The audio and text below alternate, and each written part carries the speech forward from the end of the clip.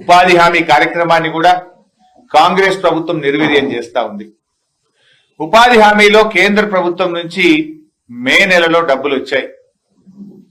మే నెలలో వచ్చిన డబ్బులు ఇప్పటికీ కూడా రిలీజ్ చేయట్లేదు. ఆల్మోస్ట్ 7 నెలలు 8 నెలలు అయింది. 858 కోట్ల రూపాయల ఉపాధి హామీ పనులను ప్రభుత్వం దారి మళ్లించింది. 858 కోట్ల ఉపాధి హామీ డబ్బులు కేంద్ర ప్రభుత్వం నుంచి మే నెలలో వస్తే ఇప్పటిదాకా కూడా పనిచేసిన కూలీలకు గాని ఆ పని చేసినటువంటి వ్యక్తులకు గాని ఇవ్వకుండా డబ్బులను కాంట్రాక్టర్లకు బడా కాంట్రాక్టర్లకు చెల్లించింది. పర్సెంటేజ్లకు బిల్లులు ఇస్తున్నారు. పేదవాళ్లకో ఈ పేద కూలీలకో ఉపాధి హామీ మెటీరియల్ కాంపోనెంట్ లో పనిచేసిన వారికి మాత్రం డబ్బులు ఇవ్వడం లేదు. దాని రూల్ ఏంది? 3 నెలలు దాటితే ఇంట్రెస్ట్ కట్టాలి రాష్ట్ర ప్రభుత్వం. కేంద్ర ప్రభుత్వం డబ్బులు ఇచ్చిన